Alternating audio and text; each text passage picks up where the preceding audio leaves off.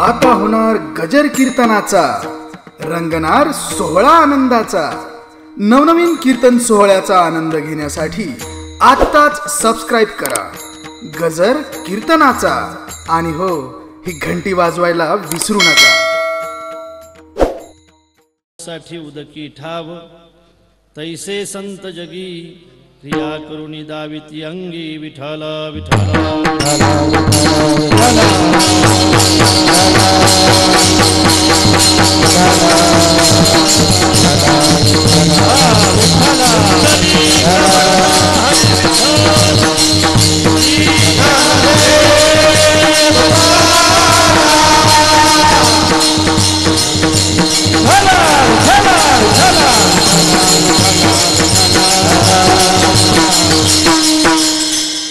महायोगपीठे तटे भीमरथ्या, वरं पुंडरीकाय दातुं मुनीन्द्रैः।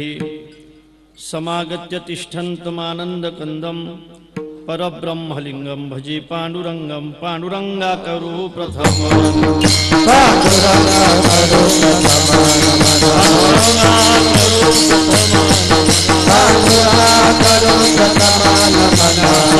चरण संक्रांति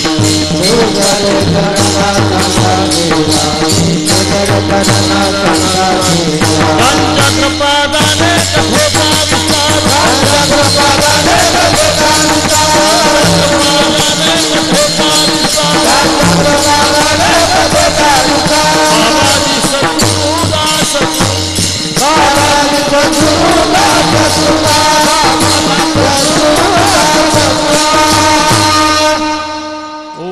ज्ञानेश्वरा करुणाकरा दयाळा, तुमचा अनुग्रह लाधलो पावन झालो चराचरी। मी कळा कुसरी काहीच नेने, बोलितो वचनी अति भाविका। एका जनार्दनी तुमचा दास, त्याची आस पुरवावी। तुमचा अनुग्रह लाधलो पावन झालो चराचरी। नमो सद्गुरो तुकया ज्ञान दीपा, नमो सद्गुरो सच्चिदानंद रूपा। नमो सद्गुरो भक्त कल्याण मूर्ती, नमो सद्गुरो भास्करा पूर्ण कीर्ती। जयांचे केलिया स्मरण, होय सकळ विद्यांचे अधिकरण। तेची बंधू श्रीचरण श्री गुरूंचे, ते नमस्कारुनी आता। विठ्ठल विठ्ठल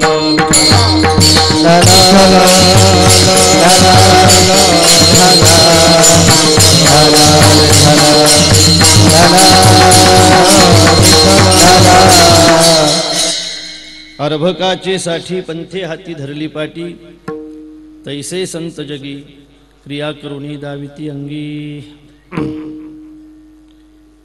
स्वर्गीय झुंबरलालजी खटोट आयोजित गेल्या 11 वर्षापासून सुरू असलेला हा खटोट महोत्सव, या वर्षीचं हे 12वं वर्ष। अर्थात या महोत्सवाचे जेनिते आमचे गौतम भाऊ खटोट आणि या संबंध महोत्सवाचे मार्गदर्शक आमचे हरिभक्तपरायण भरतभाऊ रामदासी आणि आपण या ठिकाणी जमलेल्या माझ्या श्रोते सज्जनांनो, या महोत्सवाच्या निमित्ताने आजची ही कीर्तनरूपी सेवा,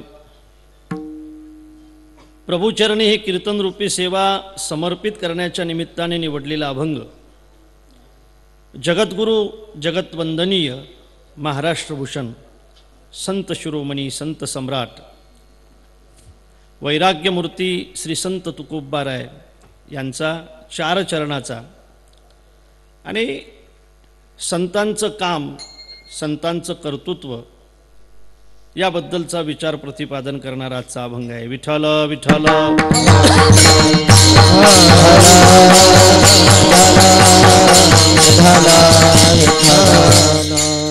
आपल्या संकल्पित वेळामध्ये आपण या अभंगावर चिंतन करण्याचा प्रयत्न करणार आहोत। माझ्या मते या अभंगाचं चिंतन करत असताना या समाजातील प्रत्येक माणसाला मोठं होण्याची इच्छा आहे आणि ती असावी। आपण आहे त्याच्यापेक्षा मोठं असावं असं प्रत्येक माणसाला वाटतं। तो घरातला माणूस असो, तो गल्लीतला असो वा दिल्लीतला असो, आहे त्याच्यापेक्षा आपण मोठं असावं असं त्याला वाटतं. घरातसुद्धा आपण सगळ्यापेक्षा मोठं असावं, अर्थात घरातल्या सगळ्या लोकांनी आपलं ऐकावं असं प्रत्येक माणसाला घरामध्ये वाटत असतं. गल्लीमध्ये सुद्धा आपलंच लोकांनी ऐकावं असं माणसाला वाटतं, गावामध्ये ऐकावं, तालुक्यामध्ये, जिल्ह्यामध्ये, महाराष्ट्रामध्ये, देशामध्ये आपलंच लोकांनी ऐकावं असं माणसाला वाटत असतं. आणि म्हणून बऱ्याचदा माणसं त्या पद्धतीचा प्रयत्नही करत असतात. आपण मोठं असावं असं माणसाला वाटतं. काही माणसाला असं वाटतं की आपण धनाने मोठं असावं, काही माणसाला असं वाटतं की आपण तनाने मोठं असावं. आता पैलवान असेल तर त्याला असं वाटतं आपण तनाने मोठं असावं. काही माणसाला असं वाटतं की आपण मानाने मोठं असावं, मानाने मोठं असावं. आणि काही माणसाला असं वाटतं की आपण पदाने मोठं असावं. अर्थात आपण धनाने मोठं असलं पाहिजे, आपण मानाने मोठं असलं पाहिजे, आपण तनाने मोठं असलं पाहिजे आणि आपण पदाने मोठं असलं पाहिजे असं ज्या लोकांना वाटत असेल ना, समजून चालावं. ज्याला मोठं होण्याची इच्छा असते ती माणसं लहान असतात, लहान असतात. ज्याला मोठं होण्याची इच्छा होत असते ती माणसं लहान असतात आणि ज्याला लहान होण्याची इच्छा असते ती माणसं मोठी असतात. अरे लहान आहेत म्हणूनच मोठं होण्याची इच्छा आहे ना, गरीब आहेत म्हणूनच श्रीमंत होण्याची इच्छा आहे ना. गरीब आहे म्हणून जर श्रीमंत होण्याची इच्छा असेल आणि ती जर गरिबाचीच इच्छा असेल तर मला असं वाटते ज्याला ज्याला श्रीमंत होण्याची इच्छा असेल तो या देशातला गरीब असेल, लक्षात ठेवा. आणि ज्याला ज्याला गरीब होण्याची इच्छा असेल तो या देशातला श्रीमंत असेल. विठाला विठाला विठाला.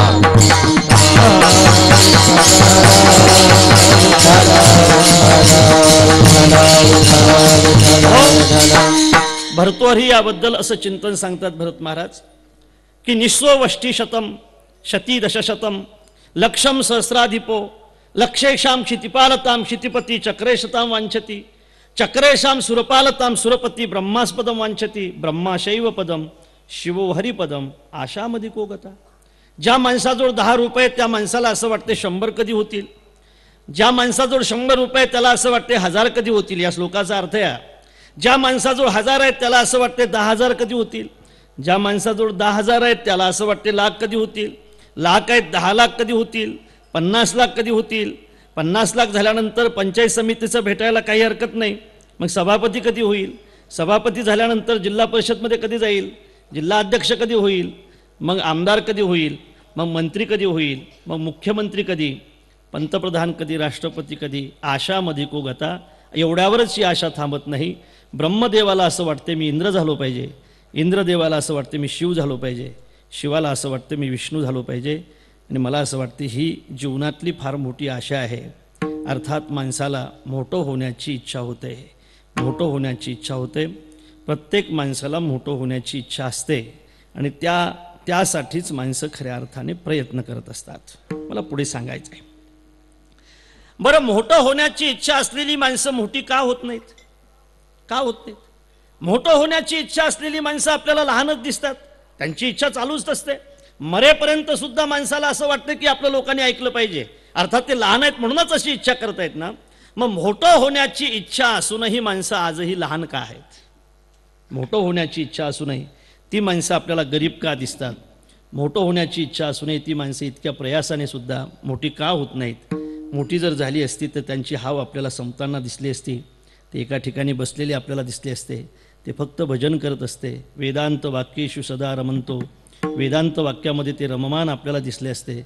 मला असं वाटते धावपळ जर चालू असेल तर ती मोठं होण्याची आहे. एवढ्या दिवस धावपळ करूनही आपण मोठे झालो नाही. मला वाटतं हे आपल्याला मान्य करावं लागेल. का झालो नाही याचं उत्तर आपण शोधलं पाहिजे. बरं, लोक मोठे झाले नाहीत असं नाही. अरे, जगद्गुरू तुकोबारायांना 350 वर्ष झाले तरीसुद्धा आपण त्यांचं नाव विसरत नाही. याचा अर्थच ते फार मोठे होते. ज्ञानेश्वर महाराजांचं नाव 750 वर्षानंतर सुद्धा आपण घेतल्याशिवाय राहत नाही. याचं कारण ते मोठे होते. अर्थात हजारो वर्षाच्या अगोदरची रामकथा आजही जिवंत राहते. याचा अर्थ असा आहे की ते मोठ्याची कथा होती, मोठ्याची कथा होती. आणि म्हणूनच आजही आपण त्याचं गान करतो. म्हणून मला आपल्याला एक विषय सांगत पुढे नेण्याचा विचार आहे. मला असं वाटतं की आपल्या कामी पडले पाहिजेत हे विषय. या पद्धतीने मी आपल्याला सांगण्याचा प्रयत्न करणार आहे. मोठं होण्याची इच्छा असताना सुद्धा आपण मोठे का नाही याचं उत्तर आपण विचारणार आहोत. ते उत्तर मिळवताना मला 2 उत्तरं त्या उत्तरातून मिळालेले आहेत. त्यातलं पहिलं उत्तर असं आहे की माणूस फक्त बोलण्याने मोठा होत नसतो. माणूस फक्त बोलण्याने मोठा होत नसतो. माणसं जर बोलण्याने मोठे झाले असते ना तर बऱ्याचदा बोलण्यामुळेच माणसाची अधोगती झालेली आपल्याला दिसली नसती. बऱ्याचदा बोलणं माणसाला अधोगतीला नेत असते असं म्हणावं लागते बऱ्याचदा, की असं बोललो नसतो तर बरं झालं असतं, असं बोललो नसतो तर बरं झालं असतं. अर्थात बऱ्याचदा माणसाच्या जीवनामध्ये बोलणं फार घातक ठरते. आणि म्हणून मी तर असं म्हणेल की खूप काही वेगळं बोलू नाही माणसाने, खूप क्रोधाने बोलू नये. क्रोधाने बोलणं हे आपल्याच नाशाचं कारण ठरत असते, नेहमी आपल्या नाशाचं कारण ठरत असते. क्रोध हा नेहमी आपल्या नाशाचं कारण असतो. क्रोधामुळे जे बोलल्या जाते ते सुद्धा आपलाच नाश करत असते. म्हणून मला असं वाटते बोलण्यामुळेही माणसाचा बऱ्याचदा घात होतो. बोलावं वाटते माणसाला, बोलत असतात माणसं, पण बोलण्यामुळे फक्त माणसं मोठी होत नसतात. मला पुढे सांगू द्या, त्या बोलण्यानुसार जर तुमची कृती नसेल तर तुम्ही कितीही दिवस बोलत राहिले ते लोक तुमच्यावर विश्वास ठेवणार नाहीत. आणि बोलल्याप्रमाणे जर कृती असेल ना तर मग तुम्ही जास्त बोलण्याची गरजच नाही. बोलण्याप्रमाणे जर तुमची कृती असेल ना तर मला असं वाटतं तुमचं बोलणं हजारो वर्ष लोक विसरणार नाहीत, हजारो वर्ष विसरणार नाहीत, नक्की विसरणार नाहीत. कालचा अभंग कोणचा होता हे आपल्याला आज सांगता येणार नाही, कारण विसरलात आपण. कालचा अभंग कोणचा होता हे आपल्याला आज सांगता येणार नाही, विसरलात आपण. बोलण्याप्रमाणे जर कृती नसेल तर माणसं तुम्हाला विसरल्याशिवाय राहणार नाही. आणि बोलण्याप्रमाणे जर तुमची कृती असेल तर हजारो वर्षानंतर सुद्धा एखादं वाक्य आपल्या समोर आलं तरी सुद्धा लोक त्या व्यक्तीचा विचार केल्याशिवाय राहणार नाहीत. बघा, उदाहरण म्हणून मी आपल्याला सांगतो, मी काही वाक्य आपल्याला सांगतो, नक्कीच तुम्ही हे वाक्य कोणाचं आहे हे सांगितल्याशिवाय राहणार नाही. तुम मुझे खून दो मैं तुम्हें आजादी दूंगा. सुभाषचंद्र बोसांचं वाक्य नाही. माझ्या बंधू आणि भगिनींनो, स्वामी विवेकानंदाचं वाक्य आजही आपण विसरायला तयार नाहीत. स्वराज्य हा माझा जन्मसिद्ध हक्क आहे आणि तो मी मिळवणारच. लोकमान्य टिळकांचं वाक्य आपण आजही विसरायला तयार नाही. हे हिंदवी स्वराज्य व्हावं ही श्रींची इच्छा. छत्रपती शिवाजी महाराजांचं वाक्य आपण आजही विसरायला तयार नाही. आणखी एक वाक्य सांगा मला, आलात तर तुमच्या सहित, नाही आलात तर तुमच्या शिवाय. सावरकरांचं वाक्य आहे, आजही आपण विसरायला तयार नाही.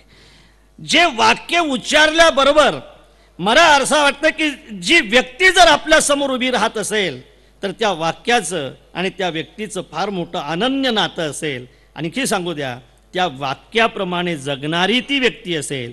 जी माणसं वाक्याप्रमाणे जगत असतात ना ती माणसं जिवंत आहेत तोपर्यंतच लोक त्याला आठवतात असं नाहीत. हजारो वर्षानंतर सुद्धा लोक त्यांना विसरत नाहीत. आणि म्हणूनच मला बोलू द्या की माणसाला जीवनामध्ये शब्द महत्त्वाचे नाही तर त्या शब्दाप्रमाणे कृती अतिशय महत्त्वाची आहे.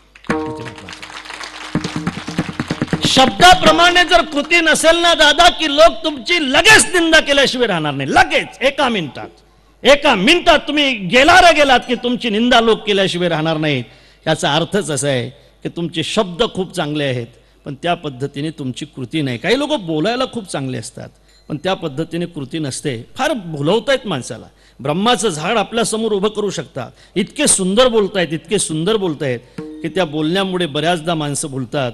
दुर्भाग्य आहे महाराज आपल्या संप्रदायात सुद्धा माणसं बहुधा बोलण्यानेच भुलतात.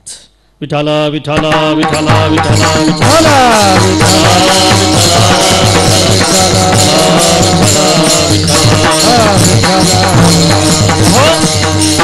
म्हणून बोलल्याप्रमाणे ज्याची कृती असेल त्याला लोक कधीही विसरणार नाहीत. मला अभंगाच्या दिशेने जायचं आहे. आणखी बोलू द्या. एखाद्या वेळेला नाही बोललं तरी चालेल पण त्याची जर कृती पारमार्थिक असेल ना तर लोक, मला असं वाटते, त्याचा आदर्श आपल्या समोर ठेवल्याशिवाय राहणार नाही. बोलल्याप्रमाणे कृती ही गोष्ट अतिशय महत्त्वाची आहे. म्हणून माणूस मोठा होतो याचं अतिशय महत्त्वाचं कारण आहे की त्यांच्या कृतीमुळे होतो. जगद्गुरु तुकोबारायांचा गाथा म्हणून आपण त्यांना मोठं म्हणतो असं नाही, तर महाराजांची त्या अभंगाप्रमाणे कृती आपल्याला पाहायला मिळते. बघा, आपण सुज्ञ श्रोते आहात, आपल्याला बरोबर वेळेवर थांबायचं आहे. जगद्गुरु तुकोबाराय एका ठिकाणी असं म्हणतात, धनदारा पुत्र जन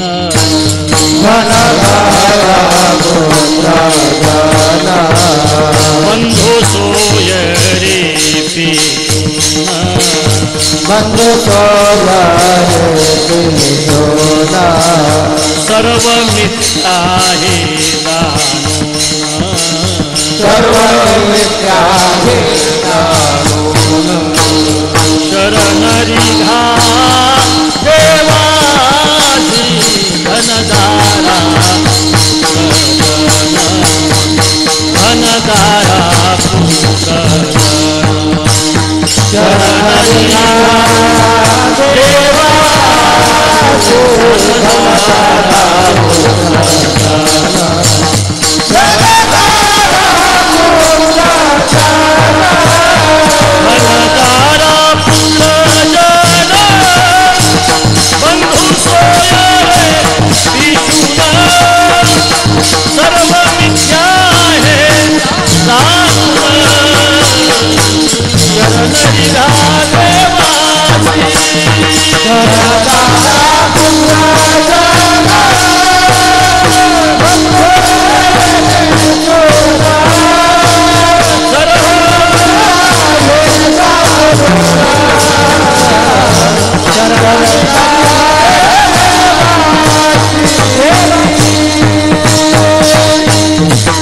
महाराज म्हणतात गड्या धन दारा पुत्र जन बंधू सोयरे पिशून सर्व मिथ्या हे जाणून शरणरिगा देवाशी त्याला आपण मिथ्या म्हटलं पाहिजे.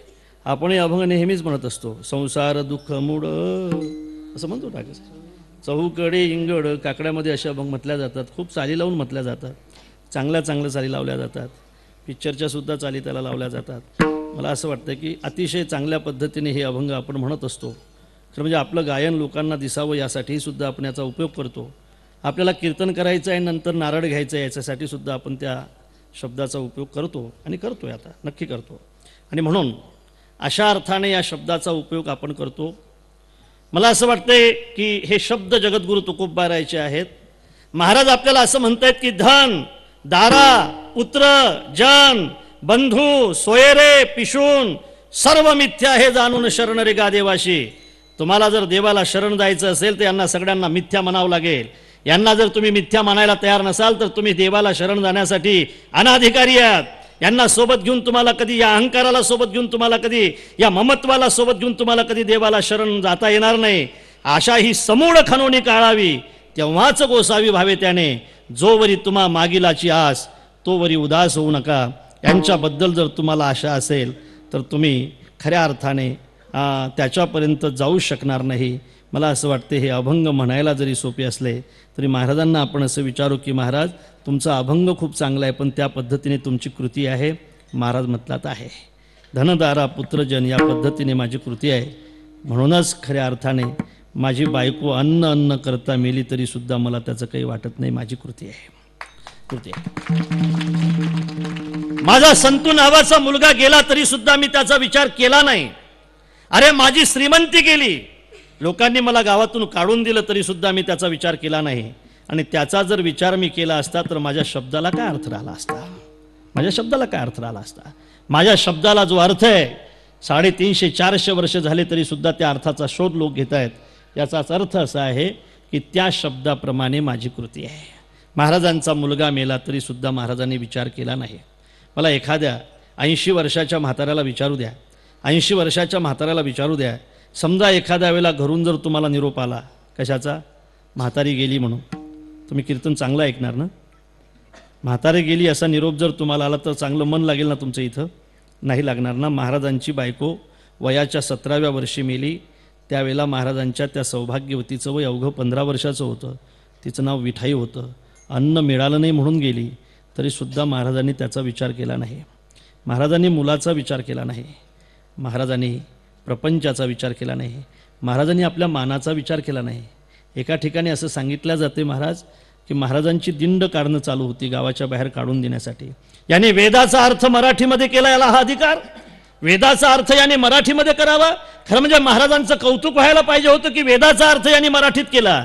पण त्या काळामध्ये महाराजांचा द्वेष झाला. महाराजांना गावाच्या बाहेर काढून देण्यात आलं. आणि त्या ठिकाणी बघा किती सुंदर आहे.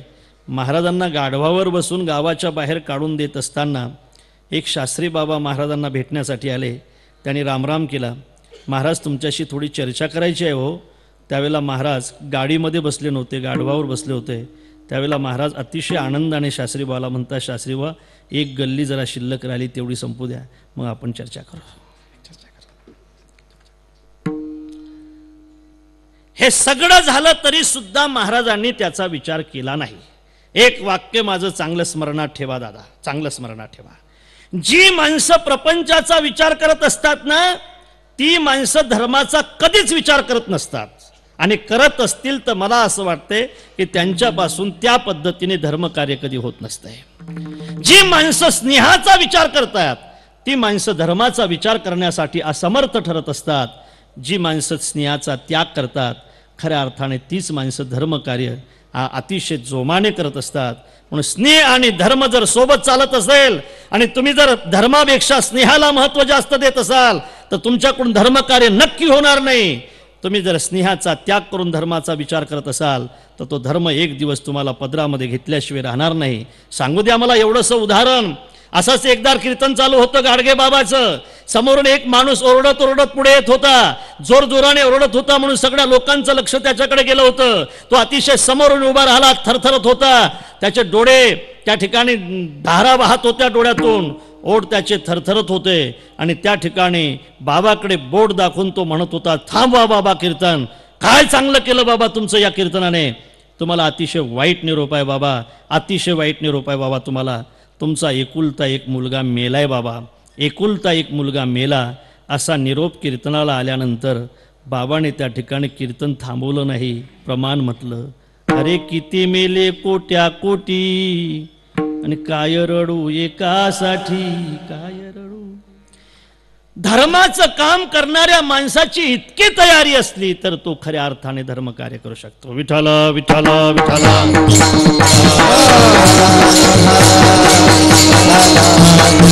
कुंडलिक वरदा ज्ञान दे माऊली ज्ञानेश्वर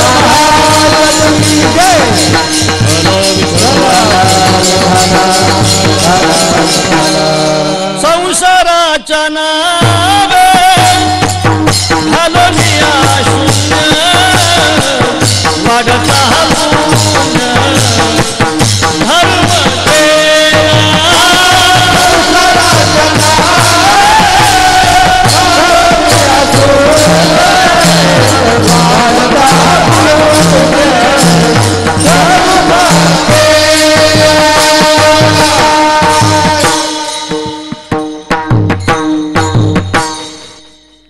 धर्म म्हणजे या पद्धतीने जे विचार करत असतील. जगद्गुरु तुकोबारायांनी धर्मकार्य स्वीकारल्यामुळे महाराजांनी आपल्या प्रपंचाचा कधी विचार केला नाही. म्हणून आजही महाराजांच्या शब्दाला महत्त्व प्राप्त होते. मला एवढंच सांगू द्या दादा की ज्या माणसाला मोठं होण्याची इच्छा असेल त्यांनी शब्दापेक्षा सुद्धा आपल्या कृतीकडे लक्ष देणं महत्त्वाचं असेल. ज्याची कृती चांगली असेल त्याच्याजवळ एकही शब्द नसला तरी चालेल.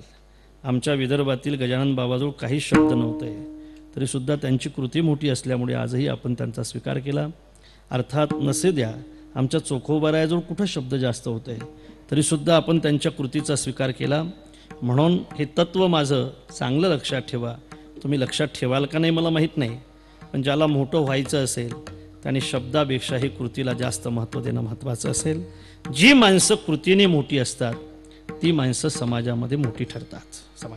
म्हणून ज्याला मोठं होण्याची इच्छा असेल त्याची कृती चांगली असणं महत्त्वाचं आहे. दान दान दान दान असं म्हणून फक्त दान होत नसते, दान द्यावं लागते.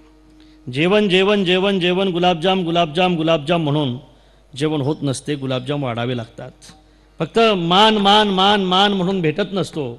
महाराज म्हणतात की जोपर्यंत शिसा रिकामा होत नाही तोपर्यंत माणसाला मान भेटत नसतो. आणि म्हणूनच मला असं वाटतंय की बोलण्यापेक्षाही जीवनामध्ये कृती अतिशय महत्त्वाची आहे. ती घरातली असो वा ती दारातली असो, माणूस घरामधला असो वा दारामधला असो, मोठं व्हायचं असेल तर त्याच्या जीवनामध्ये कृती फार महत्त्वाची आहे. इथपर्यंत मी आलो. मोठेपण माणसाला प्राप्त होते त्याचं कारण कृती आहे. आणि दुसरं सांगतो, माणसाला मोठेपण प्राप्त होते याचं कारण अनुभव आहे. ज्याचा अनुभव मोठा असेल तो माणूस समाजामध्ये मोठा असतो आणि तो अनुभव घेण्यासाठी त्याला अनेक दिवस जावे लागतात. अनुभव अतिशय महत्त्वाचा आहे. प्रपंच असो वा परमार्थ असो, तुम्हाला अनुभवाची गरज आहे. मी तर असं म्हणेल की परमार्थातलं वय हे वर्षाने मापल्या जात नाही, परमार्थातलं वय हे अनुभवाने मापल्या जातं. ज्याचा अनुभव मोठा असेल मग तो वयाने लहान असला तरी चालेल. ज्याचा अनुभव मोठा असेल तो जातीने लहान असला तरी चालेल. ज्याचा अनुभव मोठा असेल तो प्रदेशाने लहान असला तरी चालेल. ज्याचा अनुभव मोठा असेल तो मला असं वाटतंय भाषेने लहान असला तरी चालेल. पण ज्याचा अनुभव मोठा असेल त्याला परमार्थामध्ये फार मोठं महत्त्व प्राप्त होतं. प्रपंचामध्ये सुद्धा अनुभवालाच जास्त महत्त्व प्राप्त होतं. प्रपंचामध्ये सुद्धा अनुभवी माणसालाच माणसं मानत असतात. एखादा बैल जरी विकत आणला तर तो गावातल्या कोण्याही माणसाला दाखवला जात नाही, एखाद्या अनुभवी माणसाला दाखवला जातो. रामभाऊ बघावं बैल कसं आहे. रामभाऊ तिथे येतात. रामभाऊ बैल फक्त असा पाहत नाहीत, त्याची पोडी पाहतात. अरे देवमन आहे गड्या, चांगला बैल आहे. त्याचे शिंग पाहतात, बारीक शिंगाचा आहे गड्या, उत्तम बैल आहे. त्याची शेपटी पाहतात, बरोबर आहे ना सुंदर, त्याची शेपटी पाहतात, बारीक शेपटी आहे गड्या, सुंदर बैल आहे. खरं म्हणजे गोंडासुद्धा अतिशय काळा आहे, पायाची खुरं काळे आहेत, सुंदर बैल आहे. आणि शेवटची परीक्षा घेत असताना अशी माती फेकून पाहतात, असा थरथरतो तो बैल. तेव्हा विचारतात रामभाऊ केवढ्याला आणला रे? 35,000 रुपयाला आणला आहे. खरं सांगू रामभाऊ, या बैलाचे 50,000 रुपये जरी गेले असते ना तरी परवडला असता. बघ बैल फारच सुंदर आहे. बैल बैल बैल मला असं वाटते आता बैलाचाच हे चालू आहे ना सीझन. अरे आता सीझन कोणाचा आहे?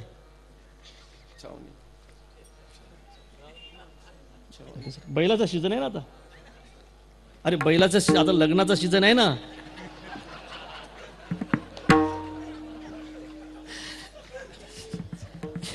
केवढ्यात दिला बैल असंच ना. अरे व्यवहार होतो म्हणजे व्यवहार बैलाचाच होत असतो ना. आणि कोण करतो? बैलाचा बाप करतो. विठाला विठाला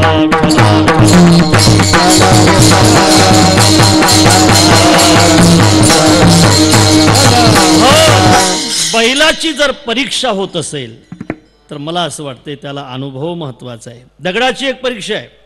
या दगडाची मूर्ती होऊ शकते का नाही यासाठी सुद्धा त्याची परीक्षा आहे. कोण घेतो? पाथरवट घेतो, तो त्याचा परीक्षक आहे.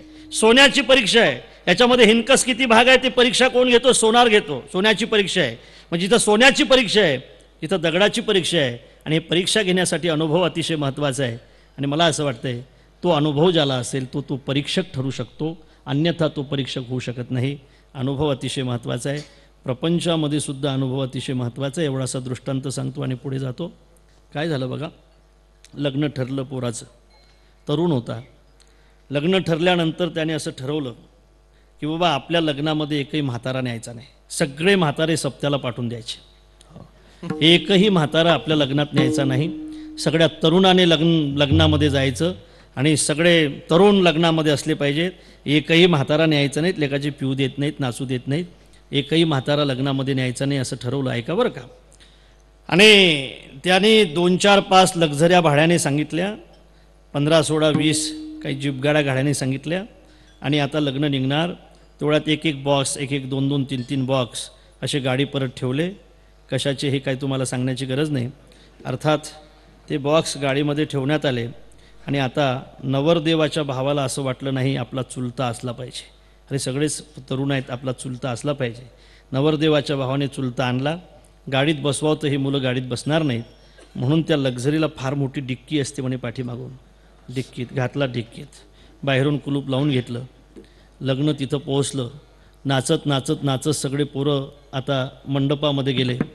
मंडपामध्ये गेल्यानंतर नवरदेव खुर्चीवर बसला. आणि खुर्चीवर बसल्यानंतर नवरीकडच्या म्हाताऱ्याला यांना प्रश्न विचारण्याची इच्छा झाली. ऐका बरं का. तो नवरीकडचा एक म्हातारा उभा राहिला. तो या पोरांना म्हणतो, पोरो हो, काय आबाजी, काय काकाजी, आमची मुलगी न्यायला आलात? म्हटले हां, मुलगी न्यायला आलो. मुलगी नेणार? म्हटले हां, मुलगी न्यायलाच आलो ना, आम्ही आलो म्हणजे मुलगीच न्यायला आलो. हे आंधण नेणार? म्हटले आंधणसुद्धा घेऊन जाणार. तो म्हातारा म्हणतो, जशी मुलगी नेणार तसं आंधण नेणार. तशी 4 एकर जमीनसुद्धा आम्ही तुम्हाला दिलेली आहे, ते सुद्धा तुम्ही घेऊन गेलं पाहिजे. तुम्ही जर ते नेत नसाल तर आम्ही तुमच्यासोबत मुलीला पाठवणार नाही. उतरली ना यांची. रामभाऊ, जमीन कशी न्यायची? जमीन नाही, जमीन कशी न्यायची नाही का? जमीन कशी नाही, जमीन कशी नेणार? तेवढ्यात नवरदेवाच्या भावाला आपल्या चुलत्याची आठवण आली. नवरदेवाचा भाऊ तिथं गेला. त्याने ते डिक्की उघडली. जिवंत होता बिचारा. बाहेर काढला, झटकून काढला. झटकून समजते ना, विदर्भातली भाषा आहे. झटकून काढला, आणला मंडपात. आता ऐका, इकून हा म्हातारा उभा होता, तिकून तो म्हातारा उभा होता, लपालप मंडप भरलेला होता. हा म्हातारा म्हणतो काय हो, इकून हा म्हातारा म्हणते काय, मुलगी नेणार म्हटले नेणार, आंधण नेणार म्हटले आंधण सुद्धा घेऊन जाणार, 4 एकर जमीन दिली मुलीला, ते सुद्धा नेली पाहिजे, नेट नसाल तर तुमच्यासोबत आम्ही मुलीला पाठवणार नाही. अनुभवी होता म्हातारा. तो म्हातारा म्हटला मुलगीही नेणार, आंधणही नेणार आणि जमीनसुद्धा घेऊन जाणार. म्हटले कशी नेणार, म्हटले नक्की नेणार. जी मुलगी नेणार ती जशी मंडपात आहे, जी आंधण नेणार ते जसं मंडपात आहे, तशी 4 एकर जमीन मंडपात घेऊन या, आम्ही घेऊन जायला तयार आहे. जमीन मंडप. एक लक्षात ठेवा, बोलण्यासाठी जर जीवनामध्ये अनुभव पाहिजे तर जगण्यासाठी अनुभव नको. विठाला विठाला विठाला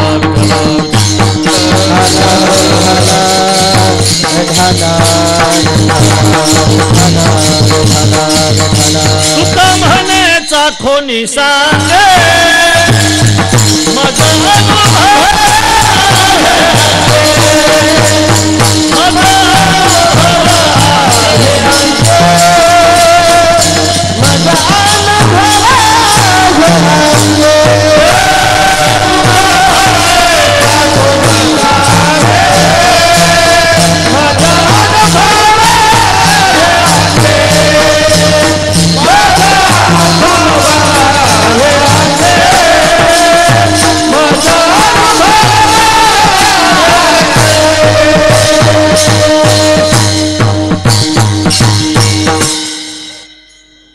अनुभव अतिशय महत्त्वाचा आहे. माणूस समाजामध्ये मोठा होतो, बरोबर अर्ध्या तासात आपण थांबणार आहोत. तो कृतीने होतो आणि अनुभवाने होतो. कृतीने आणि अनुभवाने जी माणसं मोठी असतात ती माणसं व्यवहारामध्ये आणि परमार्थामध्ये सुद्धा मोठी ठरतात. या ठिकाणी आपल्याला विचार असा करायचा आहे की महाराज मोठे आहेत, ज्ञानोबाराय मोठे आहेत, याचं कारण त्यांच्या जीवनातली कृती आहे. मला सांगू द्या, परमार्थामध्ये ज्ञान महत्त्वाचं आहे, परमार्थामध्ये वैराग्य महत्त्वाचं आहे, परमार्थामध्ये भक्ती महत्त्वाची आहे, परमार्थामध्ये शांती महत्त्वाची आहे, परमार्थामध्ये परोपकार महत्त्वाचा आहे, परमार्थामध्ये दया महत्त्वाची आहे. हे गुण ज्याच्या जीवनामध्ये असतील, मृदू सभाय नवनी तैसे सज्जनाचे चित्त, मला असं वाटते आपण त्याला पारमार्थिक मानतो. जीवनामध्ये वैराग्य अतिशय महत्त्वाचं आहे. मला असं वाटतंय वैराग्य फक्त पुस्तकात नसावं की त्याची कृती असावी, तर वैराग्याची कृती ज्याच्या जीवनामध्ये असेल तो माणूस नक्कीच मोठा आहे. पुस्तकामध्ये आपण वैराग्य वाचत असतो, इहलोकापासून ब्रह्मलोकापर्यंत अनुकूल मानलेल्या भोगाच्या त्यागाच्या इच्छेस वैराग्य म्हणतात. माऊली सुद्धा व्याख्या देत असताना अशी म्हणतायत, इहीचे गा स्वर्गीचे भोग पायिक झाली या इच्छेचे, ते भोगावे हे न रुचे मना माझी. अरे भोग सगळे प्राप्त असावे आणि प्राप्त असलेल्या भोगाला सुद्धा माणसाने ठोकर मागावी, याला वैराग्य म्हणतायत. भोग प्राप्तच नाही, फॅन घ्यायची सुद्धा ताकद नाही, मला कूलर घ्यायचं नाही असं म्हणणाऱ्याला वैराग्य म्हणत नाहीत. अरे कूलर घ्यायची ताकद नाही, मला एसी घ्यायचीच नाही असं म्हणणाऱ्याला वैराग्य म्हणत नाहीत. याच्याजवळ सगळे भोग अनुकूल आहेत आणि अनुकूल असलेल्या भोगाला तो ठोकर मारतो, जो त्याग करतो, त्याला वैराग्य म्हणतायत, वैराग्य म्हणतायत. आणि खरं सांगू, वैराग्याच्या गप्पा मारणं जरी सोपी असल्या तरी वैराग्य ही गोष्ट फार कठीण आहे. ऐकाकडे खरंच सांगतो की खरं 2 गोष्टीचं नाटक कधी जमत नाही साहेब. एक पैशाचं नाटक जमत नाही, एक वैराग्याचं नाटक जमत नाही. वैराग्याचं नाटक नाही जमत, वैराग्य अंगभूत असलं पाहिजे, वैराग्याचं नाटक जमत नाही. आणि म्हणून एक सूत्रकार असं म्हणतायत, पर्वता दुर्ता रम्य युद्धस्य वार्ता रम्य. पर्वत माणसाने दुरून पाहण्यातच शोभा असते, तो त्याने दुरूनच पाहावा. तो जर आतमध्ये जात असेल तर नक्की त्याला भयंकर त्रास झाल्याशिवाय राहणार नाही. कारण पर्वत दुरून जरी चांगला दिसत असला तरी आत मात्र भयंकर काटे आणि दगड असतात, फार दऱ्याखोऱ्या असतात. तो दुरून पाहावा, तो आतमध्ये भयंकर असतो. तसंच युद्धस्य वार्ता रम्य, युद्धाच्या वार्तासुद्धा माणसाने ऐकाव्यात. प्रत्यक्ष युद्ध करणं ही गोष्ट फार कठीण असते, फार कठीण. युद्ध करणं फार कठीण. मजा वाटते युद्धाच्या गप्पा. छत्रपतीचं जीवन ऐकत असताना, छत्रपतीचं चरित्र ऐकत असताना माणसाला खूप चांगलं वाटतंय. मला सुद्धा ते सांगता येते, पण मी नाही सांगणार, मला पुढे जायचं आहे. अर्थात छत्रपती सांगत असताना माणसाला खूप चांगलं वाटतंय. एकच वाक्य बोलेल छत्रपतीबद्दल, वयाच्या 15व्या वर्षी आपल्या हातात तलवार घेणारा, वयाच्या 27व्या वर्षी अफजल खानाचा समाचार घेणारा, वयाच्या 32व्या वर्षी औरंगजेबाचा समाचार घेण्यासाठी आग्र्याला जाणारा, वयाचे 51 वर्ष जगणारा आणि वयाचे 35 वर्ष या मातीसाठी रणांगणात उभा असणारा या जगाच्या पाठीवरचा एकमेव वीर म्हणजे छत्रपती शिवाजी महाराज, जे फक्त 51 वर्ष जगले आणि 35 वर्ष या मातीसाठी रणांगणात उभे होते. शूर आम्ही, सरदार आम्हाला काय कुणाची भीती, देव धर्म देशापायी प्राण घेतल हाती. शूर आम्ही, जिंकावं गा कटून मरावं हेच आम्हाला ठावं, लढून मरावं मरून जगावं हेच आम्हाला ठावं, देशापायी सारे विसरू माया ममता नाती. शूर आम्ही सरदार, आम्हाला काय कुणाची भीती. मला असं वाटते युद्धाच्या गप्पा मारणं गोष्टी सोप्या असल्या तरी प्रत्यक्ष युद्ध करणं कठीण आहे. एक माणूस अशी तलवार फिरवायचा डाकेसाहेब, अशी तलवार घरात कोणापुढे, कोणापुढे सांगा ना. जोगदोंड साहेब, हा बायको पुढे, म्हणजे तुम्ही फिरवताय नक्की झाला आता. अशी तलवार फिरवत होता बेग, अशी तलवार फिरवली पाहिजे, अशी ढाल धरली पाहिजे, असा भाला फेकला पाहिजे, असा गोळा फेकून मारला पाहिजे. ती म्हणायची माझ्या नाकापुढे कशाला, तिकडे मरा ना. तो म्हटला तिकडे गेलो तर 35 मारले, तिकडे गेलो तर 25 मारले, मला चांगलं माहीत आहे म्हणे. तुम्ही भोजन करा आणि विश्रांती करा, खूप दमले असाल तुम्ही. अपमान करत होते बिचारी, खूप अपमान करत होते. अपमान होतो आणि तो तुम्हाला सहनही करावा लागतो, होतो अपमान. म्हटलं जातं तुम्हाला तर काही काय नाही कळत नाही, आणखी काय तुम्हाला तर काही अक्कल नाही. अरे बापरे, कोणाला माझ्याकडे बोट दाखवसाल, तुम्हाला काही अक्कलच नाही. मी तुम्हाला एक सांगून ठेवतो बघा, तुम्हाला काही अक्कलच नाही असं जर कोणी म्हटलं ना तर तुम्ही असं म्हणायचं खरंच अक्कल नाही म्हणा, खरंच बोलतोय ना तू तर खरंच अक्कल नाही. मला जर अक्कल असती ना तर तुझ्यासारखी पागल माझ्या पदरात पडलीच नसते.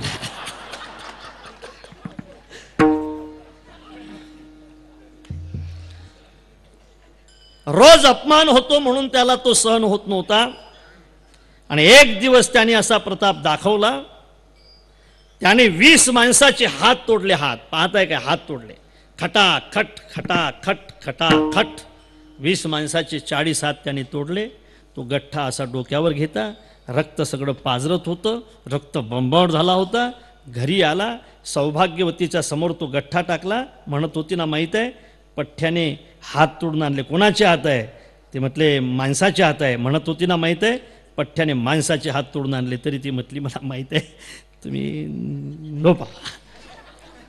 माहीत आहे म्हटल्यानंतर त्याला राग आला. म्हटलं माहीत आहे, माणसाचे हात तोडून आणले तरी म्हणते माहीत आहे, शरम नाही वाटत तुला? अरे मांदडी, माणसाचे हात आणले तरी म्हणते माहीत आहे. त्यावेळेला तिने प्रश्न विचारला की तुम्ही माणसाचे हात तोडून आणल्यापेक्षा त्यांचे मुंडकेच का तोडून आणले नाही?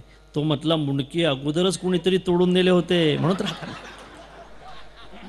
युद्धस्य वार्तारम्य सहावोनी बाण शस्त्र साहोनी गोडी शुराठा उंचस्तडी पर्वत दुरून पाहावा पर्वता दुर्तारम्य. युद्धाच्या फक्त वार्ता ऐकाव्या, युद्धस्य वार्तारम्य.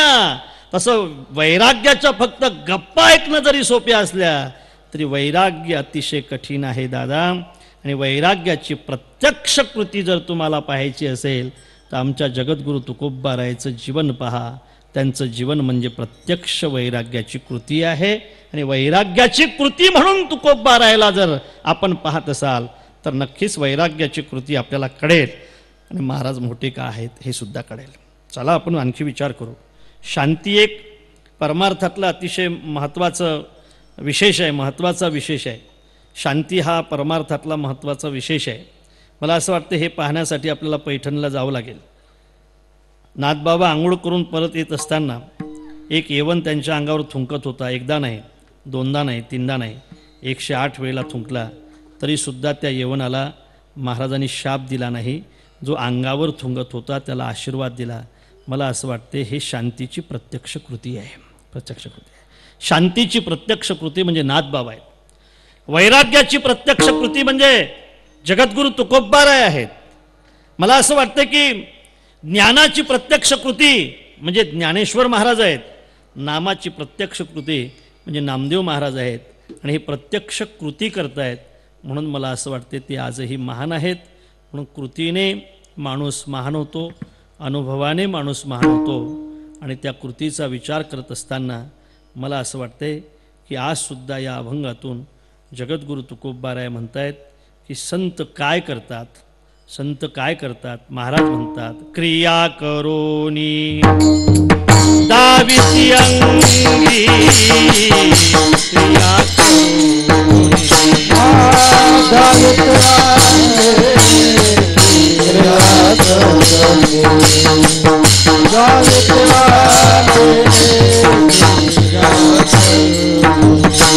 ऐसे संत जगी, क्रिया करोनी दाविती अंगी, क्रिया करोनी दाविती अंगी, क्रिया करोनी दाविती अंगी.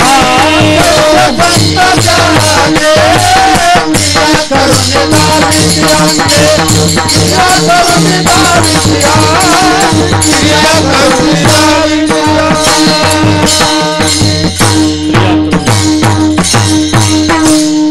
संत हे क्रिया करून दाखवतात. संत हे आपले मायबाप आहेत आणि मायबापाप्रमाणे त्यांची क्रिया आहे. साधकाचा मायबाप, आपण त्याला मायबाप म्हणतो. एवढंच ऐका माझं. खरं म्हणजे एका अधिकरणावर दोन धर्म कधी राहत नसतात महाराज. गाय या अधिकरणावर गोत्व धर्म राहतो, अश्व या अधिकरणावर अश्वत्व धर्म राहतो, माता या अधिकरणावर मातृत्व हा धर्म राहतो, पिता या अधिकरणावर पितृत्व हा धर्म राहतो. मातेच्या ठिकाणी पितृत्व राहत नसतं, पित्याच्या ठिकाणी मातृत्व राहत नसतं. हे दोन्हीही धर्म वेगळे आहेत. मातेचे धर्म वेगळे आहेत, पित्याचे धर्म वेगळे आहेत.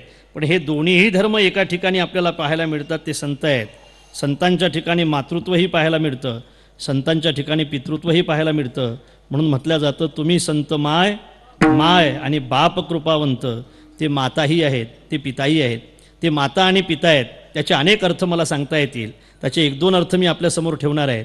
ते पिता काय आहेत, पिता कशाला म्हणतात. जो शिकवतो तो पिता आहे, जो कृतीने शिकवतो तो पिता आहे.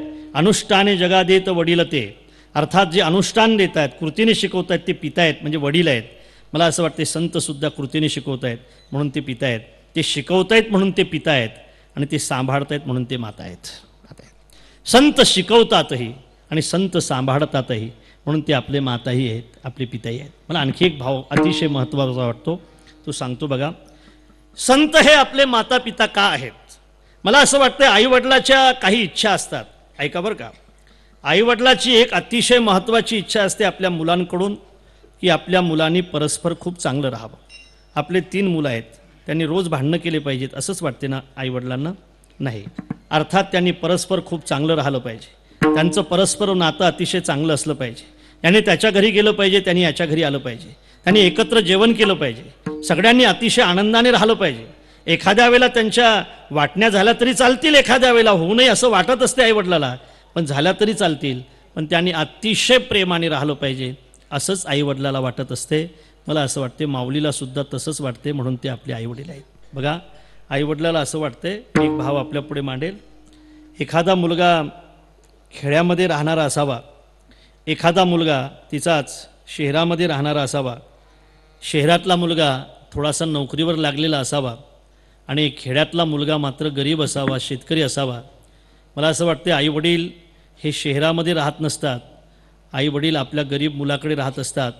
त्या गरीब मुलाच्या घराची एक भिंत पडलेली असावी, वर 4-5-10 पत्र्याचं त्याचं घर असावं, 2 ओटे असावे त्याच्या घराला, ते शेणाने सारवलेले असावे. एका ओट्यावर आई बसलेली असावी, एका ओट्यावर वडील बसलेले असावेत.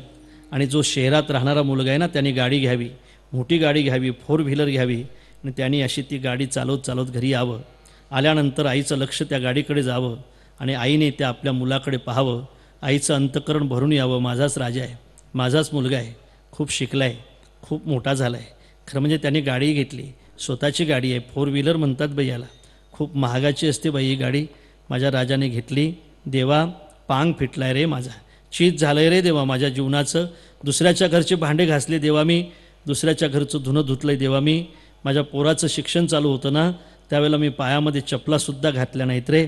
माझे पाय इतके कठीण झाले की माझ्या पायाला दगडच काय, काटेसुद्धा घाबरत होते. 15 वर्षे मी पायामध्ये वाहना नाहीत घातल्या. शिकलाय माझा पोरगा, चीज झालं आहे माझ्या जीवनाचं. आता आम्ही मेलो तरी चालेल, शिकलाय माझा पोरगा, मोठा झाला आहे.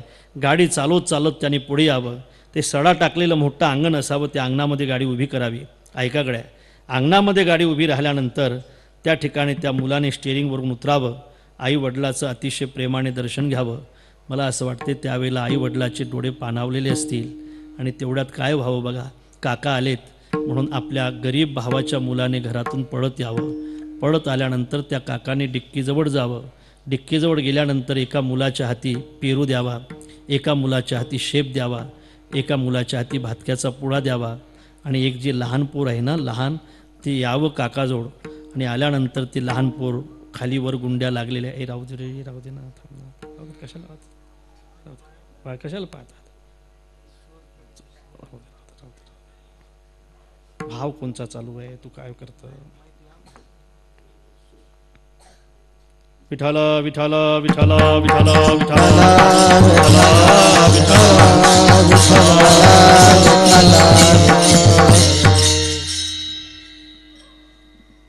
त्याच्या लहान मुलाने, आपल्या भावाच्या लहान मुलाने आपल्या काकाजवळ यावं. वर खाली गुंड्या लागलेल्या आहेत, बिना आंघोळीचं ते आहे, बिचारं तिथं यावं, दिगांबर अवस्था असावी त्याची, आणि आपल्या चुलत्याच्या पायाला त्याने बिलगावं. बिलगल्यानंतर त्या चुलत्याने आपल्या गरीब भावाच्या मुलाला उचलून घ्यावं आणि त्याचे पटापट मुके घ्यावे. मला खरं सांगा, यापेक्षा आईवडिलाच्या जीवनातला दुसरा काय आनंद आहे? यापेक्षा आईवडिलाच्या जीवनातला दुसरा काय आनंद असू शकतो दादा? अरे गरिबी आणि श्रीमंती हे वृक्षाची काय आभराची सावली आहे, ते जात येत राहील. पण जेव्हा आपले मुलं अतिशय प्रेमाने राहतील, मला असं वाटते यापेक्षा आईवडिलाच्या जीवनातला दुसरा कोणताही आनंद नसेल. आपल्या मुलाने परस्पर चांगलं राहावं हे जसं आईवडिलाला वाटते ना, मला असं वाटते माऊलीला सुद्धा तेच वाटतंय. आपल्या मुलाने परस्पर चांगलं राहावं हे आईवडिलाला वाटतंय, आमच्या आळंदीतल्या माऊलीला तेच वाटते. आणखी एखादा मुलगा जर खड असेल, रोजच लेझिम खेळत घरी येत असेल आणि त्याचा खडपण जर जायलाच तयार नसेल, तर ज्यावेळेला आईवडील गुरुजीकडे किंवा देवाकडे जातात त्यावेळेला मला असं वाटते आपल्यासाठी काहीच मागत नसतात, ते आपल्या मुलासाठी मागत असतात की देवा खरंच आमच्यासाठी काहीच नको रे, आम्ही आता मेलो तरी चालेल रे, पण माझ्या मुलाचा खडपणा गेला पाहिजे, माझ्या मुलाचा खडपणा गेला पाहिजे, माझ्या मुलाची व्यंकटी गेली पाहिजे, त्याचं लेझिम खेळणं बंद झालं पाहिजे. अरे तो बाप झालाय आता, त्याचे मुलं समजदार झाले आणि तो जर समजदार मुलाच्या देखत घरी पिऊन येत असेल तर याचे मुलंसुद्धा भविष्यात तेच कल्याशिवाय राहणार नाहीत.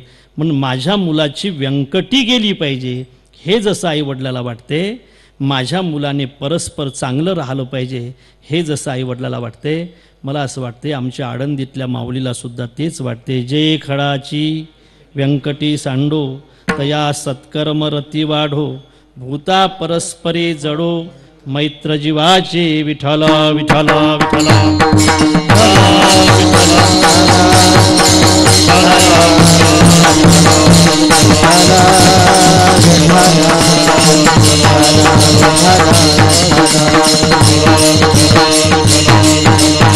हो, आणि म्हणून संत ही आपली माता आहेत, संत हे आपले पिता आहेत, संत हे आपले गुरु आहेत. नक्की आहेत, संत हे आपले गुरु आहेत. गुरु काय करत आहेत? गुरु विद्यार्थ्यासाठी लहान होतात, विद्यार्थ्यासाठी तैसे क्रिया करोनी दाविती अंगी, याबद्दल मी आपल्याशी बोलतो. कशी क्रिया करतायत संत, आपल्यासाठी क्रिया कशी करतायत? गुरुजी जसं मुलासाठी लहान होतात, विद्यार्थ्यासाठी लहान होतात, त्याला पंतोजी असं म्हणतायत.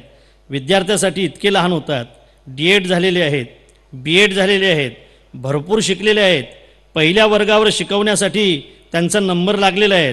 ते 10वीतलं शिकवत नाहीत, 10वीतल्या मुलाला पहिलीतलं शिकवायचं नसते, पहिलीतल्या मुलाला 10वीतलं शिकवायचं नसते.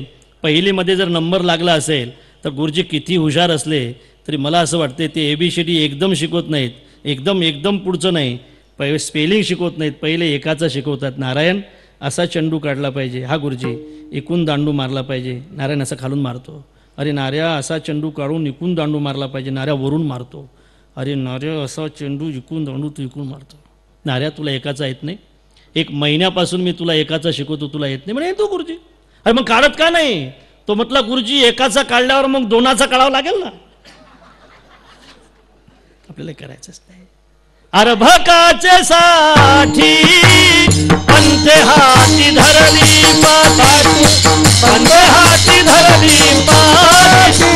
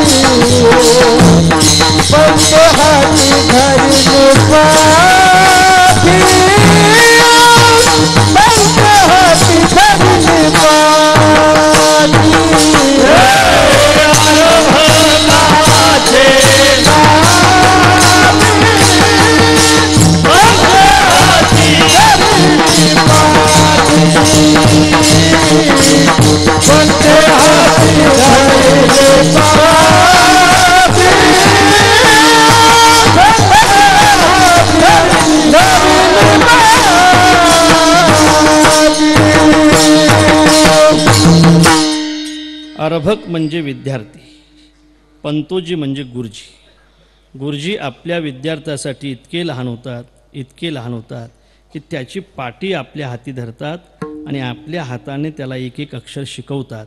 जसं गुरुजी लहान होतात, कृती करतात, स्वतः कृती करतात, त्यांना येत नाही असं नाही, ते आपल्या विद्यार्थ्यासाठी लहान होतात.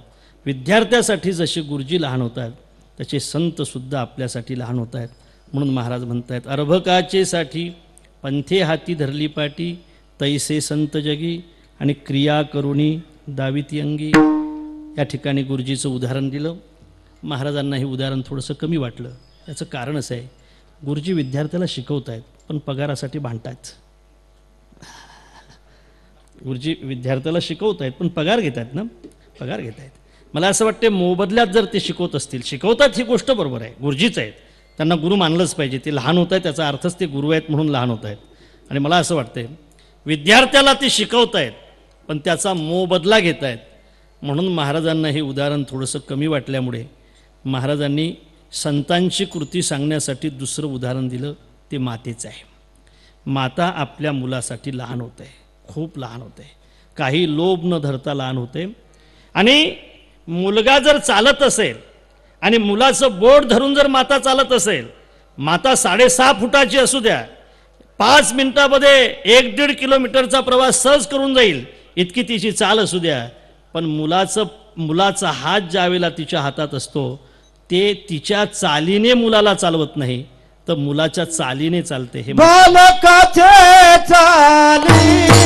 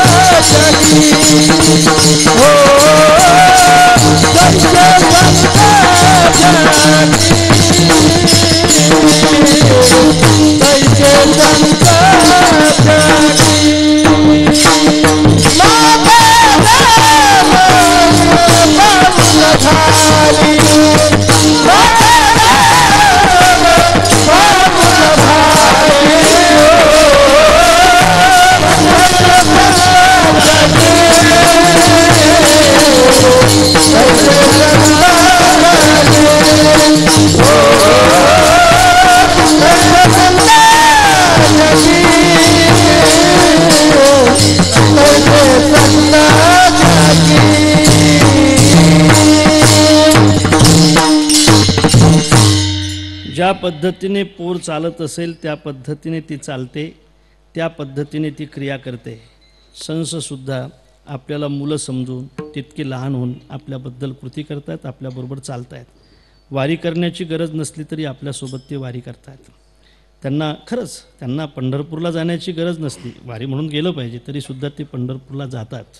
मला असं वाटते आपल्यासाठी जर ते कृती करत असतील तर ती कृती त्यांच्या जीवनातली अतिशय महत्त्वाची आहे. माता आपल्या मुलासाठी कृती करत असते.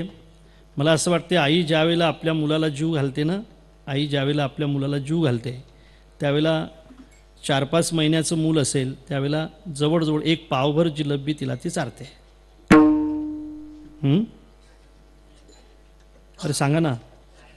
नाही ना. नाही.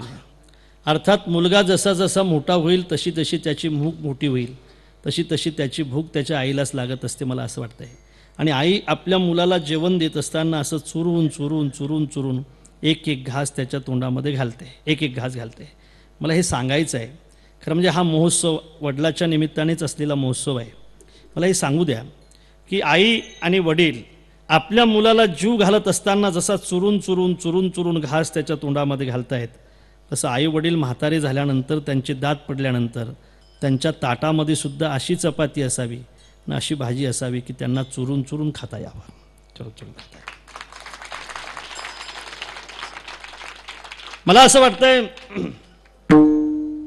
की एखाद्या वेळेला घरातली माणसं पुन्हा पुन्हा पुन्हा पुन्हा तेच बोलत असतात. महाराज पुन्हा पुन्हा बोलतायत, तेच ते गोष्ट पुन्हा पुन्हा सांगतायत. आणि ज्यावेळेला पुन्हा पुन्हा तेच ते गोष्ट सांगतायत त्यावेळेला घरातल्या तरुण माणसाला बऱ्याचदा त्यांचा राग येतो. काय बाबा तेच ते सांगताय हो, आई दुसरी गोष्टच नाही, तुला सारखं तेच ते सांगत राहते. त्यांना दुसऱ्या आठवतच नाहीत ना, म्हणून म्हातारी माणसं त्या गोष्टी सांगत असतात. मला असं वाटते काही दिवस तुम्ही त्या सहन करा, काही दिवस सहन करा. तुमचं बालपण आठवा. तुमचे वडील तुम्हाला एका यात्रेमध्ये घेऊन गेले होते, तुम्हाला फुगा दिसला, तुम्ही लहान होते, कडेवर बसलेले होते आणि तुम्ही फुगा फुगा फुगा फुगा फुगा एक तासभर म्हणत होते. तुमच्या वडिलांनी तुम्हाला फुगा घेऊन दिला, तुम्हीच फोडलाय तो, नंतर तुम्हीच रडायला लागले. एक तासभर फुगा फुगा म्हणणं जर त्यांनी सहन केलं असेल तर मला असं वाटते आई वडील पुन्हा पुन्हा बोलत असतील तर ते तुम्ही सहन करा. हे बघा गड्या, एखाद्या वेळेला हे सगळे अनुभव आपण पाहतो. आमची आजीसुद्धा तिचा हात असा थरथर कापत होता, म्हातारपणे असा थरथर कापत होता. आणि थरथर कापत असल्यामुळे तिला असं असं धरून एकदम तिला ते प्याल्याने चहा किंवा पाणीसुद्धा असं एकदम धरून प्यावं लागत होतं. कधी कधी तिच्या हातचा प्यालासुद्धा खाली पडत होता. मला असं वाटते म्हातारपणे वाईट आहे, आपल्याला आल्यानंतर कळेल, तोपर्यंत कळणार नाही. ज्या वेळेला आपल्या आईवडिलाच्या हातात, आजोबा आजीच्या हातात असा प्याला असेल आणि तो हात थरथरत असेल, एखाद्या वेळेला तो प्याला खाली पडला आणि सगळ्या फरशीवर ते पाणी सांडलेलं असलं तरी सुनबाईला आणि मुलाला माझी विनंती आहे की आनंदाने ती फरशी पुसून काढा. रागावू नका, नक्की रागावू नका. तुमचं बालपण आठवा, तुमचं बालपण आठवा. तुम्ही प्याला आपल्या हातात घेत होते आणि त्या प्यालातला घोट घेत होते आणि एक पिचकारी आईच्या तोंडावर, एक पिचकारी वडिलाच्या तोंडावर तुम्ही फेकत होते. तुमच्या तोंडातल्या पिचकाऱ्या जर त्यांनी सहन केल्या असतील तर त्यांच्या हातचा खाली पडलेला प्यालासुद्धा तुम्ही सहन करा. हे ऐका बरं का, ऐका. अरे म्हातारपण फार वाईट असते, म्हातारपण फार वाईट असते. आईशी दशा येईल पुढे, माऊली सांगतायत. तै मन होय वेढे, म्हणून चिंतून ठेवी रोकडे आत्मज्ञान. अर्थात ही दशा फार वाईट असते. म्हातारपण कोणाला येऊ नये. म्हातारपण येण्याच्या अगोदर माणसाने जावं. म्हातारपण फार वाईट आहे. काय होते बघा, म्हातारपणी खेड्यातलं जीवन पहा. एखाद्या वेळेला गुडघे दुखतायत म्हणून रात्री उठल्यानंतर फार दूर जाता येत नाही, नाही दूर जाता येत. एखाद्या वेळेला आपल्या घरातल्या एखाद्या वृद्ध व्यक्तीने जवळच जर कुठं घाण केली असेल तर रागवू नका दादा. आजच्या कीर्तनातला हा संदेश घेऊन जा. रागवू नका. तुम्ही लहानपण आठवा, लहानपण आठवा. तुम्ही दिगांबर अवस्थेमध्ये चालत चालत तुमच्या आईजवळ गेला होता. तुमची आई त्यावेळेला जेवण करत होती. जेवण करते आपल्या याचं भान तुम्ही ठेवता. त्या ठिकाणी त्या ताटाच्या समोर तुम्ही घाण केली. ताटाच्या समोर घाण केल्यानंतर आईने तुमच्यावर राग काढला नाही, तुम्हाला मारलं नाही. आईने आपलं ताट बाजूला केलं, तुमची सगळी व्यवस्था केली. नंतर ती जेवायला बसली. एक कल्पना करा, जेवण करण्यासाठी बसल्यानंतर घाण गप्पा केल्या तरी माणसाला जेवण करा वाटणार नाही. तुम्ही तिच्यापुढे घाण करत होते तरीसुद्धा तिने जर सहन केली असेल तर तुम्हीसुद्धा आपल्या आईवडिलाचं काही दिवस सहन करा. तुम्हाला आशीर्वाद घेण्यासाठी देवाकडे जाण्याची गरज पडणार नाही. बघा, मी तर असं म्हणेल, अरे एखाद्या वेळेला आई वडिलाला थुंकी आली असेल ना, मला विषयच आहे माझ्या अभंगाचा तो. आई मला सांगायचीच आहे. आई सांगायची ना, वडीलही सांगायचे आहेत. अर्थात एखाद्या वेळेला घरातल्या वृद्ध व्यक्तीला, ते आपले आजोबा असतील, आपली आई असेल, आपली आजी असेल, आपली आई असेल, वडील असतील, एखाद्या वेळेला त्यांना जर थुंकी आली असेल आणि त्यांना जर ते भांडं लवकर सापडलं नाही, आणि तुम्ही जर जवळ उभा असाल तर ती थुंकी घेण्यासाठी तुमचे हात पुढे होऊ द्या आणि त्या हातावर ज्यावेळेला ती थुंकी घ्या, मला असं वाटते त्यावेळेला आपल्या आईच्या चेहऱ्याकडे पहा, आईचे डोळे त्यावेळेला पाझरत असतील, ती थुंकी तुम्ही घ्या. आईवडिलाची थुंकी घेण्यासाठी तुमचे हात ज्यावेळेला पुढे होतील ना, मी आसनावरून सांगतो तुम्हाला, आईवडिलाची थुंकी घेण्यासाठी ज्यावेळेला तुमचे हात पुढे होतील तेव्हापासून तुम्हाला पुढे कोणाच्याच पुढे कधीच हात पसरवण्याची गरज पडणार नाही, लक्षात ठेवा. हे नक्की आहे दादा, हे नक्की आहे. आई वडिलाचे आशीर्वाद जर आपण घेऊ शकत नसाल तर मला असं वाटते बाहेरचे आशीर्वाद आपल्याला कसे मिळतील. आणि म्हणून आई आपल्या मुलासाठी खूप लहान होते, खूप लहान होते. हंबरून वासर आले चाटते जवा गाय, तवा मले तिच्यामधी दिसती माझी माय, दिसती माझी माय. आया बाया म्हणत होत्या होतो जव्हा तान्हा, दुष्काळात माझ्या मायचा आटला होता पान्हा. पिठामधी पाणी टाकून मले पाजत जाय, तवा मले पिठामधी दिसती माझी माय, दिसती माझी माय. काट्या कुट्या येचा याला माय जाय राणी, पायात नसे वाहन तिच्या फिरे आणवानी. काट्या कुट्या तिचं काही मानत नसे पाय. काय सुंदर भाव आहे. काट्या कुट्या तिचं काही मानत नसे पाय, तवा मले काट्यामधी दिसती माझी माय, दिसती माझी माय रे. हंबरून वासर आले चाटते जवा गाय, तवा मले तिच्यामधी दिसती माझी माय, दिसती माझी माय. आई आपल्या मुलासाठी लहान होते, वडील आपल्या मुलासाठी लहान होतात, खूप लहान होत आहेत, खूप लहान होत आहेत. संतसुद्धा समाजासाठी लहान होतात. आणि म्हणून या ठिकाणी उदाहरण दिल्या जाते की अर बालकाचे चाली माता जाणूनी पाऊल घाली, तैसे संत जगी. बस शेवटचं एक उदाहरण पाहून आपण थांबणार आहोत. पहिले गुरुजीचं उदाहरण आहे, ते कमी वाटलं, पगार घेतात. आईचं उदाहरण आहे, ते थोडंसं कमी वाटलं. आई आपल्या फक्त मुलासाठी लहान होते, दुसऱ्यासाठी नाही, नाही दुसऱ्यासाठी. आपुलियाचा कडवडा इतरावरी नाही, महाराज म्हणतात, अनिकावरी नाही.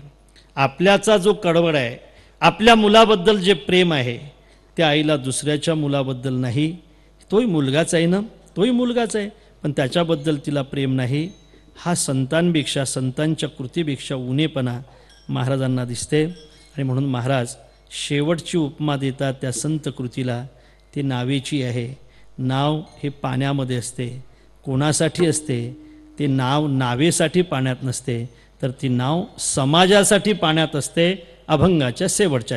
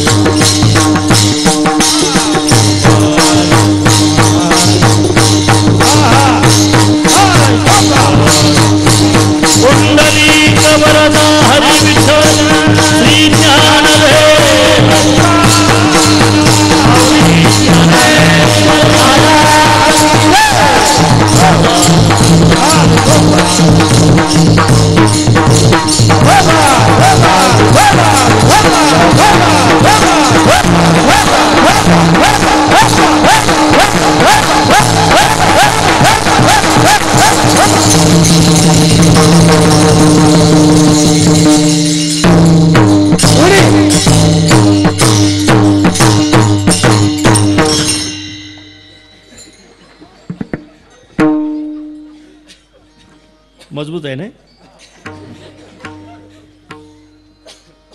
संत हे गुरुप्रमाणे कृती करतायत.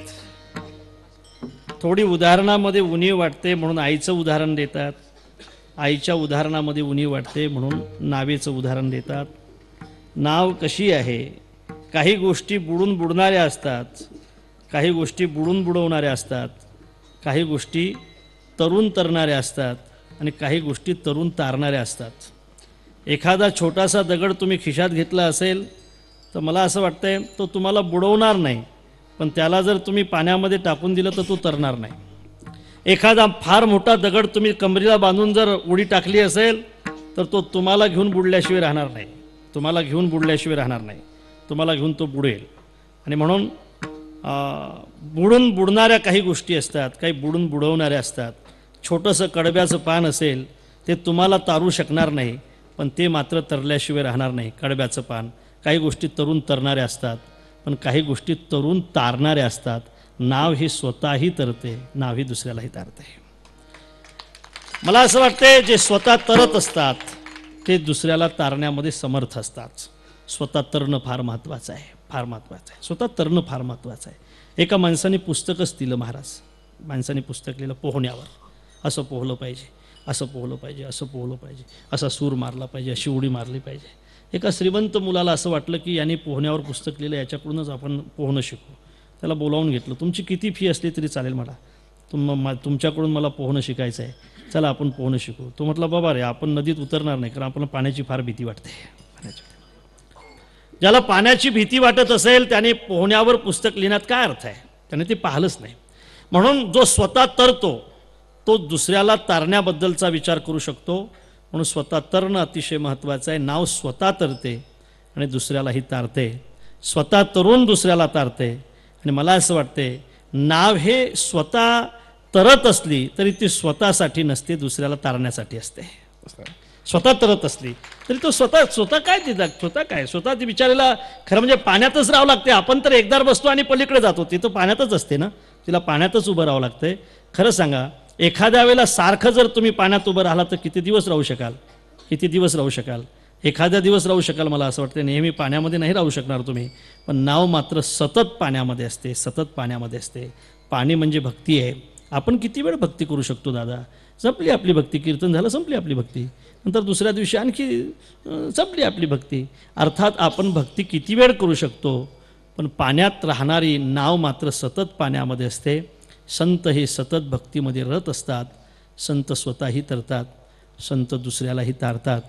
आणि त्या पद्धतीने नाव जशी कृती करते तसे संतही कृती करतात समाजासाठी. म्हणून तैसे संत जगी क्रिया करुणी दाविती अंगी. ज्ञानेश्वर ज्ञानराज माऊली तुकाराम, ज्ञानेश्वर माऊली, ज्ञानराज माऊली तुकाराम, माऊली ज्ञानेश्वर माऊली, ज्ञानराज माऊली तुकाराम, माऊली ज्ञानेश्वर माऊली, ज्ञानराज माऊली. आजची कीर्तनरूपी सेवा या ठिकाणी विराम घेते. मला असं वाटतं गेल्या 2-4 वर्षापासून मी या ठिकाणी येतो. आमचे हरिभक्तीपरायण रामदासजी महाराज, खरं म्हणजे महाराज हे कीर्तनं झाल्यानंतर तुम्ही जे बोलताय असं वाटतं तुमचं बोलणं उठू ऐकत नका, एक 5 मिनिटं थांबा जरा, थोडं सूचना वगैरे होत. 2 मिनिट थांबा, 2 मिनिट फक्त 2. उठू नका, थोडं थांबा. लवकर आटोपलं, मी 11 नाही वाजू दिले, लवकर आटोपलं बघा. 2 मिनिट थांबा फक्त. म्हणून रामदासजी महाराज कार्यक्रमाचं मला असं वाटतं हे सगळं मार्गदर्शन करतात. झुंबरलालजी खटोट यांच्या निमित्ताने आमचे गौतम भाऊ कठोट हा सगळा खटाटोप करतात आणि आपल्याला एवढी चांगली संधी उपलब्ध करून देत आहेत. म्हणून मी त्यांना धन्यवाद देईल. अन्यथा मी त्यांचे आभारही मानेल की खूप चांगली संधी आपण बीडकरांना उपलब्ध करून देत आहे. मला असं वाटतं हे सगळं करत असताना, हे कीर्तन परंपरा, कथा परंपरा चालवत असताना खऱ्या अर्थाने येत्या 6 तारखेला मला असं वाटतं या ठिकाणी 23 जोडप्यांची लग्न आहेत. 23 जोडप्यांची लग्न आहेत हे मला विशेष वाटलं नाही. त्यांच्याही मुलाचं लग्न याच्यातच आहे हे महत्त्वाचं आहे. आणि म्हणून एखादा श्रीमंत माणूस आपल्या मुलाच्या लग्नासोबत जर अनेक मुलाचे लग्न करत असेल तर ही गोष्ट महत्त्वाचीच आहे आणि ही गोष्ट काळानुरूप अतिशय महत्त्वाची आहे. आणि म्हणून हा एक आदर्श आहे, हा फार मोठा आदर्श आहे. आपल्या मुलाच्या सोबत अनेक मुलांची लग्न, आपल्या मुलाच्या सोबत अनेक मुलींची लग्न या ठिकाणी या मंडपामध्ये होणार आहेत. या अर्थाने सुद्धा हा मंडप अतिशय महत्त्वाचा आहे. आपण सगळेजणं याला प्रतिसाद देत आहे, आपण सगळेजणं या महोत्सवाचा आनंद घेत आहे. अनेक कार्यक्रम या ठिकाणी आपल्याला ऐकायला मिळतात. आपण सगळेजण या ठिकाणी उपस्थित आहात. आमचं तुमचं अतिशय प्रेम आहे. हे प्रेम अखंड असंच चालत राहो अशी प्रभूचरणी प्रार्थना करतो. आणि हे सगळं पाहत असताना मला एवढासा एक शेर आठवतो, तो म्हणतो आणि थांबतो. मी नेहमी म्हणत असतो, सफर लंबा है दोस्त जमाते रहिए, सफर लंबा है दोस्त जमाते रहिए, हाथ मिले ना मिले दिल मिलाते रहिए, सफर लंबा है दोस्त जमाते.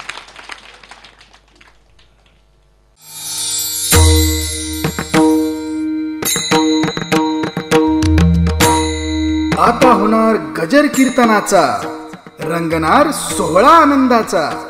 नवनवीन कीर्तन सोहळ्याचा आनंद घेण्यासाठी आत्ताच सबस्क्राईब करा गजर कीर्तनाचा. आणि हो, ही घंटी वाजवायला विसरू नका.